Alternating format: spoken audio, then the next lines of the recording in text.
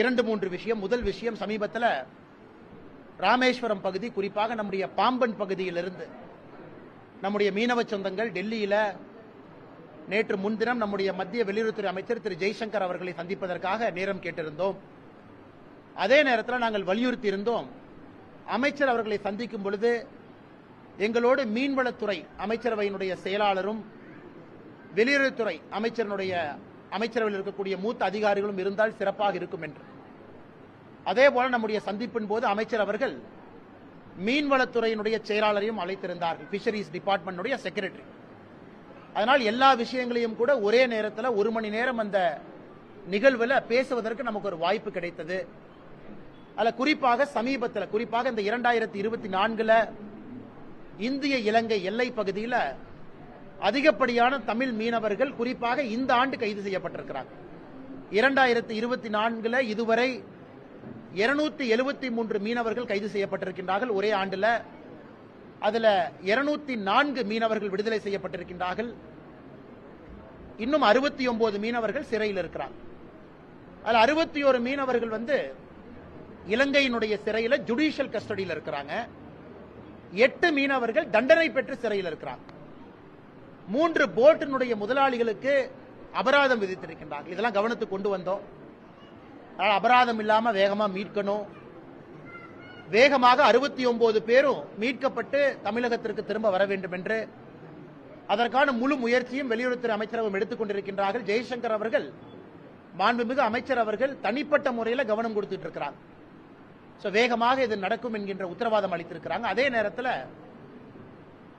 துரதிருஷ்டவசமாக ஆழ்கடல்ல அந்த இலங்கையினுடைய நேவி போட்டும் நம்முடைய மீனவ சொந்தத்தினுடைய போட்டும் மோதிய பொழுது ஒரு மீனவர் இறந்துட்டாங்க. அது உடனடியாக அவருடைய உடலை அடுத்த நாள் ராமேஸ்வரத்துக்கு கொண்டு வந்து கொடுத்துட்டாங்க. இன்னும் ஒருவருடைய நிலைமை நமக்கு தெரியல.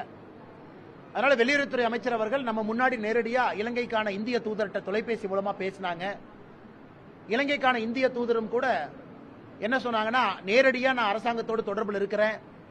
குறிப்பாக இலங்கையினுடைய கடலோர பகுதிகளெல்லாம் நாங்கள் தொலைவிட்டு இருக்கிறோம். அதே நேரத்தில் கடைசியாக பார்த்த பொழுது அவர் கடலுக்குள்ள குதிச்சாங்க, அவர் நீந்திக்கிற கடைக்கு வந்துட்டாங்களான்னு எல்லா விதமான ஆங்கிள்லையும் நாங்கள் பார்த்துட்டு இருக்கோம்னு சொல்லி உத்தரவாதம் கொடுத்திருக்கிறாங்க. அதற்கான எல்லா வேலையும் கூட நம்முடைய மத்திய அரசு முழுமையா களத்தில் இறங்கி இருக்கிறாங்க. எங்களுடைய ஆண்டவன் வைக்கக்கூடிய வேண்டுதல் வேகமா அவர் திரும்பி வரணும் அப்படிங்கிறது நம்முடைய வேண்டுதல். அதே நேரத்தில் அந்த நிகழ்வுல கைது செய்யப்பட்ட 2 மீனவர்களும் திரும்ப தமிழகத்திற்கு வந்திருக்கிறாங்க. அதுவும் இந்த நேரத்தில் நாம் பாராட்ட வேண்டிய விஷயம். அவர் மீது எந்த நடவடிக்கை எடுக்காம, குறிப்பாக அமைச்சர் அவர்கள் நம்ம கொடுத்திருக்கக்கூடிய உத்தரவாதம் என்னன்னா, 2 நாட்டினுடைய 2+2 இந்தியாவுடைய வெளியுறவுத்துறை அமைச்சரகம், மீன்வளத்துறை அமைச்சரகம் 2+2, இலங்கையினுடைய 2+2 2016 5 முறை சந்தித்திருக்கின்றோம். மிக மிக விரைவில் மறுபடியும் அந்த சந்திப்பு நடைபெறும் என்கின்ற உறுதிமொழி கொடுத்திருக்கிறாங்க. அப்படின்னா இலங்கையினுடைய அமைச்சரும் அரசு அதிகாரிகளும் இந்தியாவுடைய அமைச்சர்களும் அரசு அதிகாரிகளும் ஒன்றாக அமர்ந்து சில பிரச்சனைகளுக்கு உடனடி தீர்வை ஏற்படுத்துவதற்கான அந்த 2+2 ஜாயிண்ட் ஒர்க்கிங் குரூப் மீட்டிங் ஒரு மிக முக்கியமான ஒரு மீட்டிங்கா இருக்கும் என்பதையும் அமைச்சர் சொல்லியிருக்கிறார். அந்த மீட்டிங் போது பல விஷயங்களை பேசுவாங்க. குறிப்பாக தமிழக மீனவர்களுடைய 170 போட் இன்னைக்கு இலங்கையில் இருக்கு. அந்த 170 போட்டு 2018 சட்டத்தின்படி அரசுடைமையா இருக்கு, இலங்கையினுடைய அரசு உடைமையா. ஆனா இந்திய அரசு அதை ஏலத்துக்கு விடாம தடுத்து நிறுத்தி இருக்கிறாங்க. அதுல 16 போட்டை நம்ம ரிலீஸ் ஆர்டர் வாங்கிட்டோம். 170ல 16 போட். இன்னைக்கு இந்திய அரசு அதிகாரப்பூர்வமாக இலங்கைக்கு நம்ம கடிதம் எழுதியிருக்கோம். தமிழகத்தை சார்ந்த மீன்வளத்துறை அதிகாரிகள் இலங்கைக்கு அந்த 16 போட்டையும் இன்ஸ்பெக்ட் பண்ணி, மிச்சம் இருக்கக்கூடிய 154 போட்டை இன்ஸ்பெக்ட் பண்ணி, நல்ல கண்டிஷன்ல எவ்வளவு போட் இருக்கு, ரிப்பேர் தேவையா, இன்ஸ்பெக்ஷனுக்கு அனுமதி கொடுக்க வேண்டும் என்று மத்திய அரசு இலங்கை அரசுக்கு கடிதம் எழுதியிருக்கிறாங்க. 16 போட்டை திரும்ப கொண்டு வரணும். 154 படகுகளை நாம ஆராய்ச்சி செஞ்சு பார்க்கணும், அது எந்த அளவுக்கு நிலைமையில இருக்கு அப்படின்னு ஆராயணும். அதற்கும் அமைச்சர் அவர்கள் முழு முயற்சி எடுப்பதாக உறுதி அளிச்சிருக்கிறாங்க.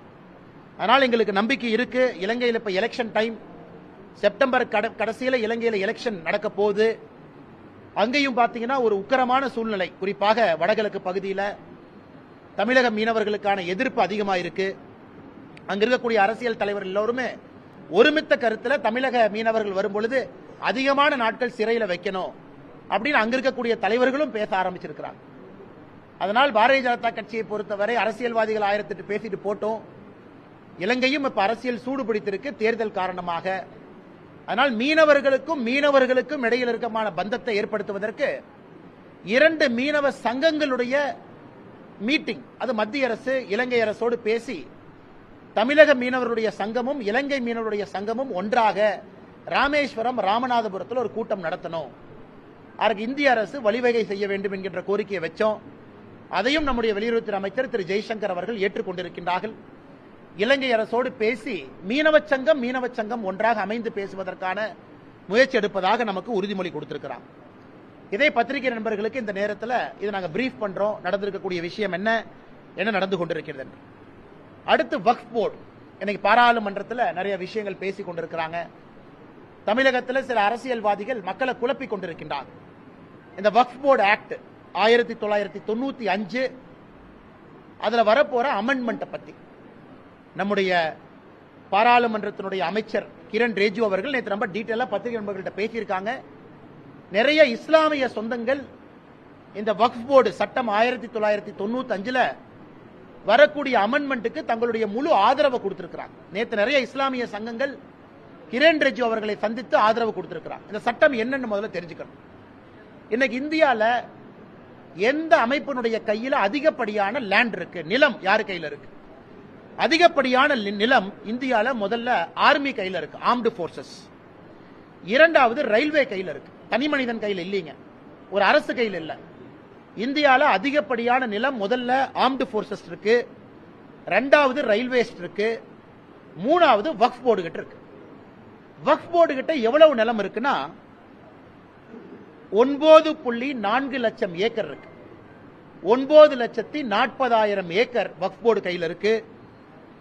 அதனுடைய சொத்து மதிப்பு கிட்டத்தட்ட 1,25,000 கோடி ரூபாய்க்கு மேல தற்போதைய சொத்து மதிப்பு. 8,70,000 ப்ராப்பர்ட்டியா ரெஜிஸ்டர் ஆயிருக்கு. 8,70,000 8.7 லேக் ப்ராப்பர்ட்டி ரெஜிஸ்டர் இருக்கு. 9,40,000 ஏக்கர், 1,25,000 கோடி ரூபாய் பொறுமானம் இருக்கக்கூடிய சொத்துக்கள். இந்தியாவில் சொத்துக்கள் அதிகப்படியாக 3வது இடத்துல வக்ஃப் போர்டு வச்சிருக்காங்க. இன்னைக்கு பிரச்சனை என்னன்னா, சமீபத்தில் திருச்சியில நம்ம பார்த்தோம். திருச்சியில திருச்செந்துறை அப்படிங்கிற ஒரு கிராமம் முழுவதுமே வக்ஃப் போர்டுனுடைய சொத்துன்னு சொல்லிட்டாங்க. ஒரு விவசாயி சொத்தை விற்க போகும்போது என்ன சொன்னாங்கன்னா, ரெஜிஸ்டார் ஆபீஸ்ல வக்ஃப் போர்டு என்ஓசி வாங்கிட்டு வாங்க. அப்பதான் தெரிஞ்சு பெரிய போராட்டம் வெடிச்சது. வெள்ளூர்ல இந்த மாதிரி பிரச்சனை, தமிழகத்தில் இந்த பிரச்சனை பார்க்கிறோம். இன்னைக்கு வக்ஃப் போர்டு சட்டம் என்ன சொல்லுதுன்னா, வக்ஃப் போர்டு ஒரு சொத்தை தன்னுடைய சொத்தாக சொல்வதற்கு வக்ஃப் போர்டுக்கு முழு அதிகாரம் இருக்கு அப்படிங்கிறது இன்னைக்கு இருக்கக்கூடிய சட்டம்.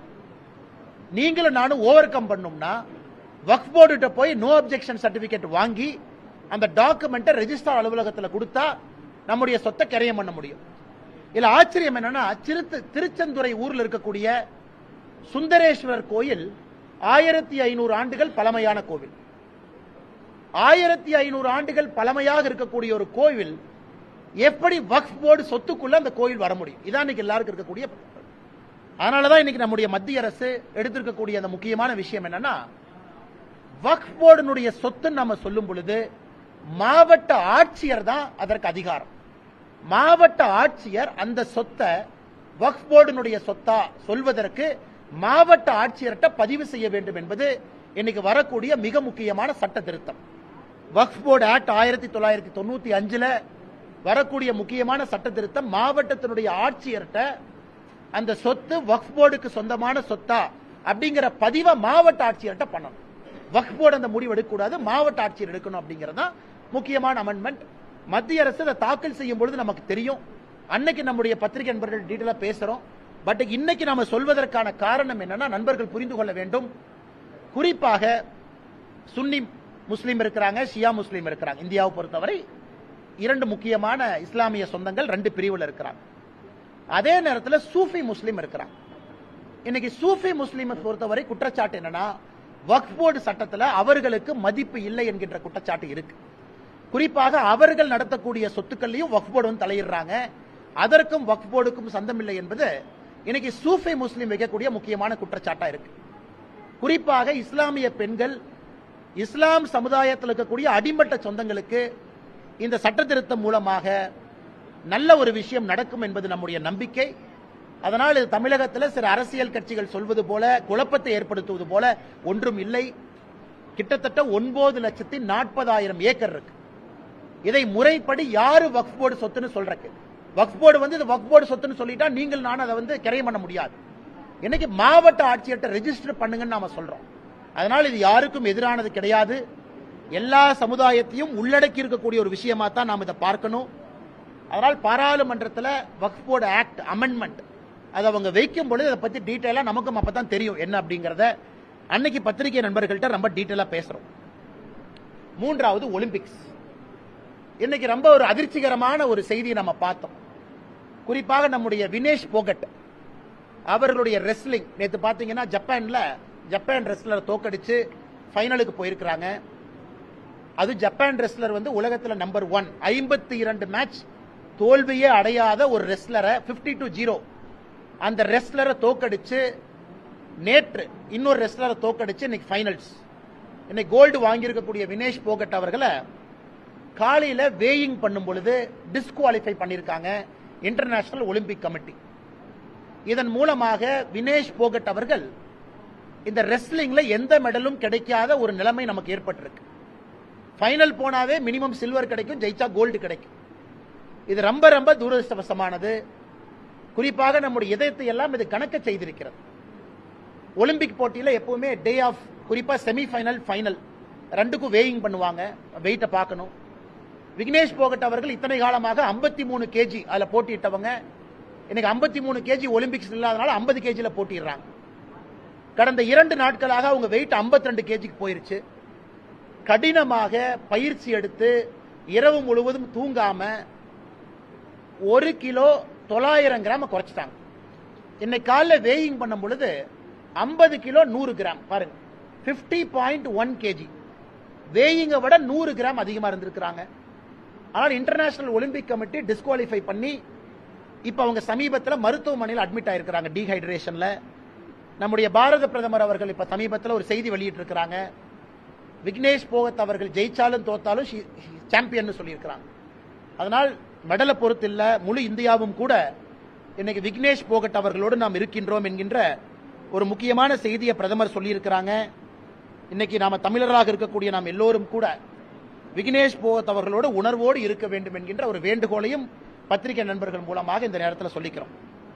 அதே நேரத்தில் தமிழ்நாட்டிலிருந்து 13 வீரர்கள் ஒலிம்பிக்ஸ் போயிருக்காங்க. கிட்டத்தட்ட ஒலிம்பிக்ஸ் முடிகிற நிலைமைக்கு வந்திருக்கு. 13ஆம் தேதி கடைசி 5 நாள் இருக்கு. தமிழ்நாட்டிலிருந்து சென்றிருக்கக்கூடிய நம்முடைய வீரர்கள் எல்லோரும் மிகச் சிறப்பாக விளையாண்டிருக்கிறாங்க. ஜெஸ்வின் ஆல்ட்ரின் தமிழ்நாட்டை சார்ந்த நம்முடைய வீரர் லாங் ஜம்ப்ல அவங்க வந்து 16 அத்லீட் இருந்த அவங்க குரூப்ல 13ஆவதா பினிஷ் பண்ணிருக்காங்க. ஓவராலா லாங் ஜம்ப்ல நம்முடைய ஜெஸ்வின் ஆல்ட்ரின் அவங்க 26வது இடத்துல வந்திருக்கிறாங்க. இது மிகப்பெரிய ஒரு சாதனை. ஒரு தமிழன் அடுத்த முறை ஒரு தங்கப்பதக்கம் வெல்லுவார் என்கின்ற நம்பிக்கை இருக்கு. பிரவீன் சித்திரவேல் அவங்க ட்ரிபிள் ஜம்ப் அவங்க குவாலிபிகேஷன் இன்னைக்கு இரவு நடக்குது இந்திய நேரத்திற்கு. அவருக்கும் எங்களுடைய வாழ்த்துக்கள். சந்தோஷ் தமிழரசன் அவர்கள் பெரிய ஒரு சாதனை செய்து கொண்டிருக்கிறாங்க. 4x400 ரிலேல பெரிய ஒரு சாதனை செய்வதற்கான வாய்ப்பு. நாளை அவருடைய குவாலிபிகேஷன் இருக்கு.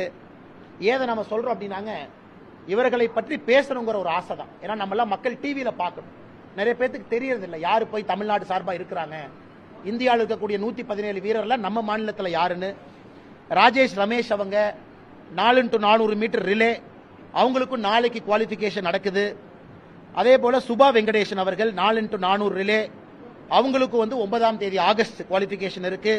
11ஆம் தேதி ஃபைனல்ஸ் இருக்கு. வித்யா ராமராஜ் அவங்களுக்கு 9ஆம் தேதி குவாலிபிகேஷன் இருக்கு. அவங்களும் அத்லெட்டிக்ஸ்ல இருக்கிறாங்க. விஷ்ணு சரவணன் செயிலிங் தமிழகத்திலிருந்து அவங்க இன்னைக்கு 18வது பொசிஷன்ல வந்து ஃபைனல்ஸ்க்கு குவாலிஃபை ஆகல. 10 பேர் மட்டும்தான் ஃபைனல்ஸ்க்கு போக முடியும். சரவணன் அவர்கள் 18வது வந்து நமக்கு பெருமை சேர்த்திருக்கிறாங்க. அவர்களுக்கும் எங்களுடைய வாழ்த்துக்கள். நேத்ரா குமரன் செயிலிங் நேத்ரா குமரன் வந்து 21வது இடத்தை பிடிச்சிருக்கிறாங்க. ஃபைனல்ஸ் குவாலிஃபை ஆகல. அவர்களுக்கும் எங்களுடைய வாழ்த்துக்கள். அன்பு சகோதரர் பிருத்திவிராஜ் தொண்டமான் அவங்க இந்த முறை பல வேர்ல்டு கப்ல கோல்டு மெடல் வாங்கினாங்க. நல்ல ஃபார்ம். உறுதியா தமிழ்நாட்டுக்கு ஒரு கோல்டு மெடல் கிடைக்கும் நம்ம சொன்னோம்னா பிருத்திவிராஜ் தொண்டைமான் அவங்க ஒலிம்பிக்ஸ்க்கு போனாங்க. ஆனா துரதிருஷ்டவசமாக அவரும் கூட மிகச் சிறப்பாக அந்த ஷூட்டிங்ல பங்கேற்றும் கூட 21வது இடத்தை பிடிச்சிருக்கிறாங்க. ஃபைனலுக்கு போக முடியல. அவருக்கும் எங்களுடைய வாழ்த்துக்கள். அன்பு சகோதரி இளவெனில் வளரிவன் ஒரு பெரிய நம்பிக்கையை நம்ம கொடுத்து கொண்டிருக்கக்கூடிய அன்பு சகோதரி ஏர் ரைஃபிள்ல 10வது இடத்துல வந்தாங்க. 10வது இடத்துல 10 மீட்டர் ஏர் ரைஃபிள். ஆனா 8 பேர் தான் ஃபைனல் போக முடியும். அதனால அன்பு சகோதரிக்கு எங்களுடைய வாழ்த்துக்களை தெரிவிச்சுக்கிறோம். இந்த முறை ஃபைனலுக்கு அவங்களால போக முடியல. சரத் கமல் அவர்கள் நம்முடைய பெரிய ஒரு சூப்பர் ஸ்டார். அவங்க ரவுண்ட் ஆஃப் 64ல தோத்துட்டாங்க. டீம் ஈவெண்ட் இன்னைக்கு சைனாவோட இருக்கு. வெற்றி பெறட்டும் என்கின்ற வாழ்த்துக்கள். சத்யன் அவர்களுக்கும் இன்னைக்கு ஈவெண்ட் இருக்கு. ஸ்ரீராம் பாலாஜி அவங்க டென்னிஸ். ரோஹன் போப்பண்ணாவோட பங்கேற்றாங்க. அவங்க கூட முதல் ரவுண்டில் வெற்றி வாய்ப்பை இழந்துட்டாங்க. ஸோ 13 தமிழர்கள் இருக்கிறாங்க ஒலிம்பிக்ஸ்ல. அதில் 6 தமிழர்கள் நாம பார்ப்போம் இன்னைக்கு, நாளைக்கு, நாளானைக்கு. குறிப்பா அவங்களுடைய triple jump, 4x400 relay, table tennis team காம்படிஷன்ல அவர்கள் சாதனை புரிய வேண்டும் என்று ஆண்டவனை வேண்டிக் கொள்கின்றோம். அவர்கள் நிச்சயமாக இந்தியாவிற்கும் தமிழகத்திற்கும் பெருமை சேர்ப்பாங்க. நமக்கு ஒரு மெடல் கிடைக்கும் என்று இந்த நேரத்தில் நாங்க நினைக்கிறோம். கடைசியாக நம்முடைய உச்சநீதிமன்றத்தினுடைய சமீபத்திய தீர்ப்புகள். எஸ்சி சமுதாயத்திற்கான ஒரு மிக முக்கியமான தீர்ப்பு உச்சநீதிமன்றம் கொடுத்திருக்கிறாங்க. எஸ்சி சமுதாயத்திற்கான உள்ஒதுக்கீடு அது செல்லாது செல்லும் என்கின்ற குழப்பத்திற்கு இன்னைக்கு உச்சநீதிமன்றம் அருமையான தீர்ப்பு கொடுத்திருக்கிறாங்க. அது பாத்தீங்கன்னா ஒரு பெரிய லாங் தீர்ப்பு. 534 பக்கம் இருக்கக்கூடிய ஒரு ஜட்ஜ்மெண்ட். அதுல எஸ்சி சமுதாயத்துக்குள்ள சப் கேட்டகரைசேஷன் செல்லும், அது கான்ஸ்டிடியூஷனலி வேலிட் என்கின்ற ஒரு முக்கியமான தீர்ப்பு கொடுத்திருக்கிறாங்க. அந்த முக்கியமான தீர்ப்பு நம்முடைய தமிழகத்திற்கு பொருந்தும். தமிழகத்தில் 18% டோட்டல் ரிசர்வேஷன் நம்முடைய எஸ்சி சமுதாய சொந்தங்களுக்கு இருக்கு. அதுல 3 சமுதாயம் உள்ளொதுக்கீடு, 3% உள்ளொதுக்கீடு நம்முடைய அருந்ததியர் சமுதாயத்துக்கு இருக்கு. இன்னைக்கு அருந்ததியர் சமுதாயத்தினுடைய நீண்ட நாள் ஒரு கோரிக்கை என்னன்னா, இந்த 3% ரிசர்வேஷனை ரீவிசிட் பண்ணணும். நமக்கு தெரியும் ஏழையிலும் ஏழை என்கின்ற ஒரு சமுதாயம் வந்து அருந்ததியர் சமுதாயம். அதனால் பாரதிய ஜனதா கட்சியை பொறுத்தவரை அருந்ததியர் சமுதாயம் எல்லா சமுதாயத்தோடு துணை நிற்கின்றோம். நிச்சயமாக இதை ஆராய்ந்து மறுபடியும் ஸ்டடி பண்ணி 3% மேலே உயர்த்த வேண்டுமா என்கின்ற ஒரு நிலையை தமிழக அரசு அனைத்து கட்சி கூட்டத்தை கூடி முடிவெடுக்கும் பொழுது பாரதிய ஜனதா கட்சி நிச்சயமாக அவர்களோடு துணை இருப்போம். அதற்கு அனைத்து கட்சி கூட்டத்தை கூட்டணும், ஒரு நல்ல முடிவெடுக்கணும் என்பது எங்களுடைய வேண்டுகோள். நேரத்தில் இந்த தீர்ப்புல கிரீமி லேயர் அப்படிங்கிற ஒரு கான்செப்டை கொண்டு வந்திருக்காங்க. இது ஓபிசிக்கு கிரீமி லேயர்னால இருக்கு. இப்ப எஸ்சி சமுதாயத்திற்கு கிரீமி லேயர் அப்படிங்கிற ஒரு தன்மையை உச்சநீதிமன்றத்தினுடைய தீர்ப்பில் இருக்கு. எனக்கு பாரதிய ஜனதா கட்சி அகில இந்திய தலைவர்கள் இந்த ஜட்ஜ்மெண்ட்டை ஸ்டடி பண்ணிட்டு இருக்காங்க. தமிழகத்தில் நம்முடைய மூத்த தலைவர், மாநிலத்தினுடைய துணைத் தலைவர் ஐயா விபி துரைசாமி அவர்களும் கூட அந்த கலந்தோசிப்பில் இருக்கிறாங்க, அந்த கலந்தாய்வு செஞ்சுக்கிட்டு இருக்கிறாங்க. எப்படி நம்முடைய முடிவை எடுக்க வேண்டும், என்ன சொல்லியிருக்கிறாங்க, இதனால் என்ன பாதிப்பு என்கின்ற பலவிதமான கருத்துக்கள் நாம் எடுத்துக்கொண்டிருக்கின்றோம். அதை பற்றி நம்முடைய அகில இந்திய தலைவர்கள் முடிவெடுத்த பிறகு பாரதிய ஜனதா கட்சி தமிழ்நாடு எங்களுடைய அதிகாரப்பூர்வமான முடிவை நம்முடைய பத்திரிகை நண்பர்கள் மூலமாக தமிழக மக்களுக்கு சொல்வதற்கு நாங்கள் கடமைப்பட்டிருக்கின்றோம். அதே நேரத்தில் நம்முடைய தேசிய ஜனநாயக கூட்டணியுடைய ஒரு முக்கியமான அங்கம் வகிக்கக்கூடிய பாட்டாளி மக்கள் கட்சி அன்பண்ணன் அன்புமணி ராமதாஸ் அவர்கள் நேற்று பத்திரிகையாளர் சந்திப்பு நடத்தினாங்க. அதுல நிறைய விஷயங்களை பேசுறாங்க. அவர் பேசியிருக்கக்கூடிய எல்லா கருத்துக்களும் எங்களுக்கு ஒப்பிகை இருக்கு. குறிப்பாக குரூப் 4 டேட்டாவை வச்சு பேசினாங்க. குரூப் 1, குரூப் 2, குரூப் 3 டேட்டாவை பத்தி பேசவில்லை என்கின்ற புள்ளி விவரத்தை கொடுத்தாங்க. குரூப் 1 எப்படி இருக்கு, குரூப் 2 எப்படி இருக்கு, குரூப் 3 எப்படி இருக்கு. ஆனால் பாரதிய ஜனதா கட்சியை பொறுத்தவரை குறிப்பாக எம்பிசி தமிழ்நாட்டில் எந்த ஒரு சமுதாயத்திற்கும் பாதிப்பு இல்லாத அளவுக்கு நாம் ஒரு முடிவு எடுக்கணும். அதற்கு முதலமைச்சர் அவர்கள் அனைத்து கட்சி கூட்டத்தை கூட்டணும். நேற்று நம்முடைய அன்புமணி ராமதாஸ் அவர்கள் சொல்லியிருக்கக்கூடிய நிறைய செய்திகள் முக்கியமான செய்திகள், தரவு ஆதாரத்தோடு பேசியிருக்கிறாங்க.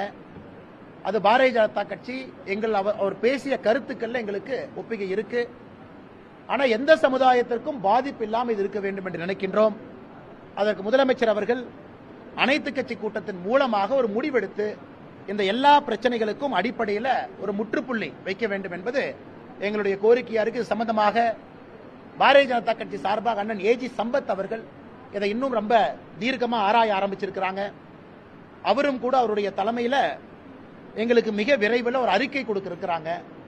அது அனைத்து கட்சி கூட்டத்திற்கு செல்லும் பொழுது பேசுவதற்கு அது எங்களுக்கு ஏதுவாக இருக்கும். அது இல்லாம 2 தினத்திற்கு முன்பு ஒரு முக்கியமான செய்தி குறிப்பு நாங்கள் வெளியிட்டிருந்தோம். முதலமைச்சர் கோப்பையை தமிழகத்தில் 12 வயசுல இருந்து 19 வயசுக்குள்ள ஒரே கேட்டகரியா வச்சிருக்கிறாங்க.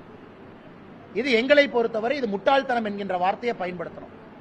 இந்த 12 to 19 தான் அடுத்த ஒலிம்பிக்ஸ் யாரு போறாங்க, யாரு மெடல் கிடைக்கும், ஏசியன் கேம்ஸ், வேர்ல்டு சாம்பியன்ஷிப் நமக்கு தெரியும். இந்தியால தேசிய விளையாட்டு கூட்டமைப்பு என்ன சொல்றாங்கன்னா 11 to 14 ஒரு கேட்டகரி, 14 to 17 ஒரு கேட்டகரி, 17 to 19 ஒரு கேட்டகரி, 3 கேட்டகரியா பிரிச்சிருக்கிறாங்க.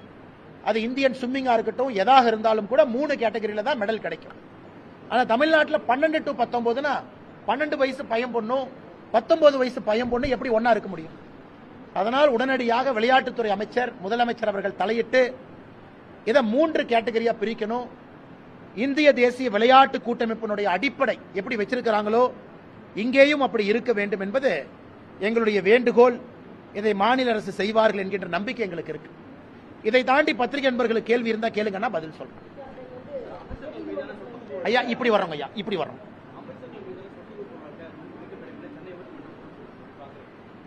ஆனா நாங்க இதை வரவேற்கிறோம். காரணம் பாரதிய ஜனதா கட்சி தொடர்ச்சியாக நாங்கள் வைக்கக்கூடிய குற்றச்சாட்டு.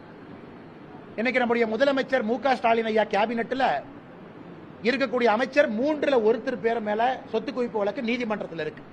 35 பேர் இருக்காங்கன்னா 1/3, 3ல் 1 நீதிமன்றத்தில் சொத்து குவிப்பு வழக்கு இருக்கு. எப்படி இவர்களால் நேர்மையான ஒரு ஆட்சி கொடுக்க முடியும்? எம்பி எம்எல்ஏவா இருந்தா ஸ்பெஷல் கோர்ட் நம்ம சொல்றோம். அதனால் இது தாமதமாக இந்த நீதிமன்றத்தினுடைய தீர்ப்பு வந்திருந்தாலும் வேகமாக தீர்ப்பு வர வேண்டும். குறிப்பாக இந்த ஜட்ஜ்மெண்ட்ல அமைச்சர்கள் KKSSR அவர்களும் தங்கம் தென்னரசு அவர்களும் இருக்கிறாங்க. அதனால் விரைந்து நடவடிக்கை எடுக்கணும். ஏன்னா எப்படி மேனிபுலேட் பண்ணிருக்காங்க அப்படின்னு இதுக்கு முன்னாடி ஜட்ஜ்மெண்ட்ல நமக்கு தெரிஞ்சிருச்சு. லோவர் கோர்ட்ல எப்படி மேனிபுலேட் பண்ணிருக்காங்கன்னு. அதனால் பாரதிய ஜனதா கட்சி உயர்நீதிமன்றத்தினுடைய தீர்ப்பை வரவேற்கிறோம். இது உச்சநீதிமன்றத்தை வரைக்கும் அவங்க அப்பீல் போனாலும் கூட தவறு செய்தவர்கள், மக்கள் பணத்தை கொள்ளையடித்தவர்கள் மறுபடியும் ஒரு பொறுப்புக்கு வராத அளவுக்கு தீர்ப்பு இருக்க வேண்டும் என்பதுதான் எங்களுடைய எதிர்பார்ப்பு. அதனால் காத்துக் கொண்டிருக்கின்றோம். அண்ணா சொல்லுங்க.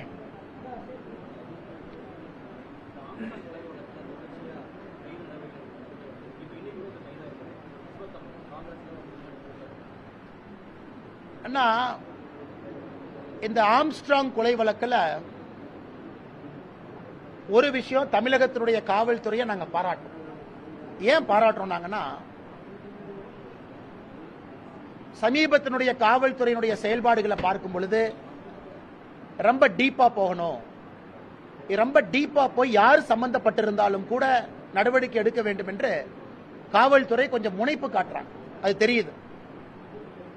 ஆளுங்கட்சி எதிர்கட்சி யாராக இருந்தாலும் கூட ஒரு தேசிய கட்சியினுடைய மாநில தலைவர் கொல்லப்பட்டிருக்கக்கூடிய சம்பவம். இன்னைக்கு காங்கிரஸ் கட்சியினுடைய ஒரு மூத்த தலைவரை இன்னைக்கு கைது பண்ணியிருக்காங்க தமிழகத்தினுடைய காவல்துறை. நான் ஏற்கனவே தொடர்ந்து சொல்றேன், தமிழகத்தினுடைய காங்கிரஸ் கட்சியினுடைய தலைவர் அவர் எடுத்திருக்கக்கூடிய புகைப்படத்தை பாருங்க, அவருடைய பழைய காலத்து சரித்திரத்தை பாருங்க. தொடர்ந்து நான் பேசிட்டு இருக்கேன். அதனை கொஞ்சம் கொஞ்சமா அப்படியே வெளிப்படையா தெரிய ஆரம்பித்திருக்கிறது. அதனால யாராக இருந்தாலும் நடவடிக்கை எடுக்கட்டும், நாங்கள் பார்த்து கொண்டிருக்கின்றோம். ஆனா சமீபத்தில் அவர்கள் எடுத்திருக்கக்கூடிய நடவடிக்கை ஒரு நம்பிக்கையை நமக்கு கொடுக்குது. நீட்டா ஹானஸ்டா கிரவுண்டுக்கு போகணும்னு நினைக்கிறாங்க அப்படின்னு. ஆனால் இன்னும் பொறுத்திருந்து பார்ப்போம். இன்னும் ஆழமாக நம்முடைய தமிழக காவல்துறை குறிப்பாக இந்த வழக்கை விசாரிக்கிறவங்க இன்னும் ஆழமா போட்டும். அதான் எங்களுடைய எதிர்பார்ப்பு. வேற ஏதாச்சும் கேள்வி இருக்கானே?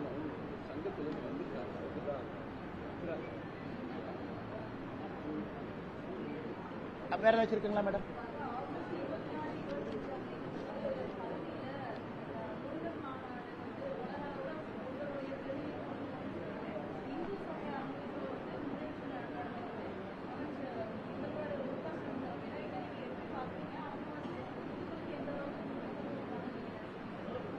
மேடம், என்னை பொறுத்த வரைக்கும் திமுக ஒரு அமைச்சர் சொல்றாரு, எங்களுடைய சமூக நீதி ஆட்சி ராமர் அவர் காலத்தில் எப்படி ஆட்சி நடந்ததோ அதே போல இருக்குன்னு. அதனால எனக்கு தெரிஞ்சு இன்னைக்கு திமுக போறதை பார்த்தா தமிழ்நாட்டில் அவர்களுக்கு தெரிஞ்சிருச்சு, இந்த கடவுள் மறுப்பு கொள்கை என்பது வேலைக்கு ஆகாது. அவர்களுடைய ஆரம்ப காலத்தில் எதை சொல்லி ஆட்சிக்கு வந்தாங்களோ அதையெல்லாம் மாற்ற வேண்டிய கட்டாயம் இன்னைக்கு திமுக தெரிஞ்சிருக்கு. ஏன்னா பாரதிய ஜனதா கட்சியை பொறுத்தவரை எங்களுடைய நடவடிக்கைகள் திமுகவுக்கு ஒரு பயத்தை ஏற்படுத்தியிருக்கு. ஆனா பாரதிய ஜனதா கட்சி உடனே இந்துத்துவ கட்சின்றாங்க. பாரதிய ஜனதா கட்சியை பொறுத்தவரை எல்லா மதமும் சம்மதம், ஆனா இந்து மதத்தை நீ திட்டாத, இஸ்லாமிய மதத்தையும் கிறிஸ்தவ மதத்தையும் பெருமையா கொண்டாடுங்க, எல்லா மதத்தையும் சமமா நடத்துங்க, அப்பீஸ்மெண்ட் பாலிடிக்ஸ் விடுங்க. நாம் காசி அயோத்தியா தமிழ் சங்கத்தை நடத்தணும்னு தமிழகத்தினுடைய இந்து சமய அறநிலையத்துறை அமைச்சர் என்ன சொன்னாங்கன்னா, நாங்களும் ட்ரெயின்ல காசி கூட்டிட்டு போனார். என்ன ஆச்சுங்க? அது வெறும் வாய் வார்த்தையா மட்டும்தான் இருக்கு. அதிகாரப்பூர்வமாக சொன்னார்கள், இங்க இருக்கக்கூடிய பக்தர்களை நாங்களும் கூட்டிட்டு போவோம், யாரையும் கூட்டிட்டு போல. இன்னைக்கு 24, 25 பழனியில இந்த மாநாடு நடத்துறோம், முருகர் மாநாடு நடத்துறோம். கண்டிப்பா நடத்துங்க, அதெல்லாம் எந்த தவறு இல்லை. முருகபெருமானை வீடு வீடா எடுத்துட்டு போகணும், அதைத்தான் நாங்க செய்யறோம். இதற்கு முன்பு பாரதிய ஜனதா கட்சி வெற்றிவேல் யாத்திரை நடத்தணும், எல்லா சமுதாயத்தையும் ஒன்னா கொண்டு போவோம். இதே வேகத்தில் போனாங்கன்னா முதலமைச்சர் ஜெய் ஸ்ரீராம் சொல்லிடுவாருன்னு நினைக்கிறேன். ஸ்டாலின் ஐயா அவர்கள் இதே வேகத்தில் போனாங்கன்னா 2024 தேர்தலுக்கு முன்பு திமுகவினுடைய அமைச்சர்கள் போட்டி போட்டுக்கொண்டு ஜெய் ஸ்ரீராம், வெற்றிவேல் முருகனுக்கு அரோகரா அப்படின்னு ஒருவர் அமைச்சரும் மேடையில் சொல்லக்கூடிய நாள் எண்ணப்பட்டு கொண்டிருக்கிறது. வெற்றிவேல் வீரவேல் முருகனுக்கு அரோகரா என்று வேகத்தில் சொல்லிவிடுவாங்க. அதற்கு அடித்தளத்தை அண்ணன் சேகர் பாபு அவர்கள் மக்களுடைய மனநிலைமையை புரிஞ்சுக்கிட்டு ஏதோ அடித்தளம் போடுற மாதிரி தான் நாங்க பார்க்கிறோம். நடத்திட்டு அதுக்கப்புறம் பார்ப்போம். அண்ணா சொல்லுங்க அண்ணா. அண்ணா, எதிர்க்கட்சி தலைவர்கள் எல்லோரும் ஒருமித்த கருத்தா சொல்லியிருக்கிறாங்க. பங்களாதேஷை பொறுத்தவரை இந்திய அரசு எடுக்கக்கூடிய முடிவுக்கு எதிர்க்கட்சிகள் துணை இருக்கும்னு சொல்லியிருக்கிறாங்க. இதை நாங்கள் வரவேற்கின்றோம். ஆனா எதிர்க்கட்சிகள் இன்னைக்கு ஒரு விஷயத்தை நல்லா புரிஞ்சிருக்கிறாங்க, நாட்டினுடைய இறையாண்மையை பொறுத்தவரை எல்லா கட்சிகளும் ஒன்னா இருக்கணும் அப்படின்னு எல்லா கட்சிகளும் பேச ஆரம்பிச்சிருக்கிறாங்க. அதை வரவேற்கிறோம். இதுல முக்கியமா பங்களாதேஷை பொறுத்தவரைக்கும் ஒரு விஷயத்தை நம்ம புரிஞ்சுக்கணும். இன்னைக்கு பங்களாதேஷில் ஏற்பட்டிருக்கக்கூடியது எதிர்க்கட்சிகள் காங்கிரஸ் உட்பட எல்லா கட்சிகளுக்கும் தெரியும். சைனா பாகிஸ்தானுடைய கைவாடம் உள்ள இருக்கான்னு பார்க்கணும். அது பத்திரிகை நண்பர்கள் நீங்களா எழுதுறீங்க. இந்தியாவை பொறுத்த வரைக்கும் ஸ்ட்ராங்காக வலிமையாக இருக்கக்கூடிய நெய்பர் நமக்கு முக்கியம். ஆப்கானிஸ்தான் ஒரு பக்கம், தாலிபானுடைய ஆட்சி, சமீபத்தில் நேபாள அரசியல் மாற்றம், மால்டிவ்ஸ் சைனாவுடைய ஆதிக்கம், ஸ்ரீலங்கா பொருளாதார பிரச்சனையிலிருந்து இப்பதான் வெளியே வர்றாங்க, பங்களாதேஷ் உள்ளே பிரச்சனை. இதையெல்லாம் இந்தியாவை பொறுத்தவரை நாம் எல்லோரும் நன்றாக இருக்க வேண்டும் என்று நினைக்கின்றோம். அதனால் வேகமாக அதற்கு ஒரு தீர்வு கிடைக்கணும். அதற்கு எல்லா கட்சிகளும் மத்திய அரசு எடுக்கக்கூடிய முடிவுகளுக்கு துணை இருக்கணும். எதிர்கட்சிகளுடைய நேற்றைய பேச்சு நமக்கு நம்பிக்கை அளிச்சிருக்கு. அதனால் நேர்கோட்டு பாதையில் எல்லா கட்சிகளும் இதை ஒரே இடத்துல அணுகுவாங்கிற நம்பிக்கை அளிச்சிருக்கு.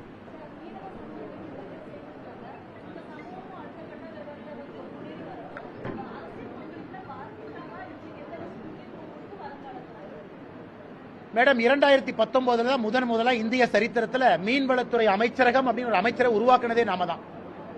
அதுல முதல் இணை அமைச்சரா நம்முடைய அண்ணன் முருகன் அவர்கள் இருந்தார். ஆனால் நாங்கள் நிறைய மீனவ சொந்தங்கள் கட்சியில் இணையணும், அவர்களுக்கான அரசியல் அங்கீகாரம் கிடைக்கணும்னு நினைக்கிறோம். அதனுடைய வெளிப்பாடு தான் இது. ஐயா எல்லாம் வந்திருக்கிறாங்க, தலைவர்கள் இணைஞ்சிருக்கிறாங்க. இன்னொரு வெளிப்பாடு, ஒரு சாதாரண மனிதனை விட ஒரு மீனவன் அதிகமாக கஷ்டப்படுறான் பார்டர்ல. இலங்கைக்கு நான் அடிக்கடி போகக்கூடிய காரணமும் கூட நம்முடைய காலத்தில் இந்த பிரச்சனைக்கு ஒரு தீர்வு வர வேண்டும் என்கின்ற ஒரு முனைப்புல. அதை மோடி ஐயாவும் நினைக்கிறாங்க, ஜெய்சங்கர் ஐயாவும் நினைக்கிறாங்க. அதுவும் குறிப்பாக மற்ற மீனவர்களை விட குஜராத், தமிழ்நாடு இந்த 2 மீனவர்களுக்கு தான் அதிகமான பிரச்சனை.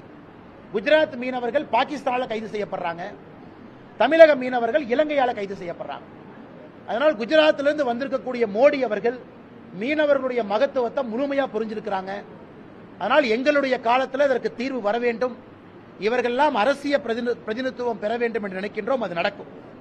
அதே நேரத்தில் இப்ப நம்முடைய அலுவலகத்திற்கு தூய்மை பணியாளர்கள் சங்கம் வந்திருக்கிறாங்க. பெருநகர சென்னை மாநகராட்சியில் இருக்கக்கூடிய NULM தொழிலாளர்கள் தலைவர்கள்லாம் வந்திருக்கிறாங்க. 10 ஆண்டுகளாக தூய்மை பணியாளர்கள் தற்காலிக ஒப்பந்த பணியாக இருக்கின்றார்கள், ஒப்பந்த பணியில் இருக்கிறாங்க. திமுக தன்னுடைய தேர்தல் வாக்குறுதியில் அவங்களை நிரந்தரம் செய்வதாக வாக்குறுதி கொடுத்திருக்கிறாங்க. அதனால் அவர்கள் இன்னைக்கு நம்மை பார்க்க வந்திருக்கிறாங்க. இந்த நேரத்தில் பத்திரிகை நண்பர்கள் மூலமாக இந்த NULM தொழிற்சங்கத்துக்கு நாங்கள் கொடுக்கக்கூடிய உத்தரவாதம், உங்க கோரிக்கையோடு நாங்கள் துணை இருக்கின்றோம், உங்களை நிரந்தரம் செய்ய வேண்டும் என்பதில் எங்களுக்கும் கருத்து இருக்கிறது. அதனால் உங்களோடு நாங்கள் துணை இருப்போம் என்று பத்திரிகை நண்பர் மூலமாக தெரிவிச்சோம். உள்ள சந்திப்போங்க. நன்றிங்க.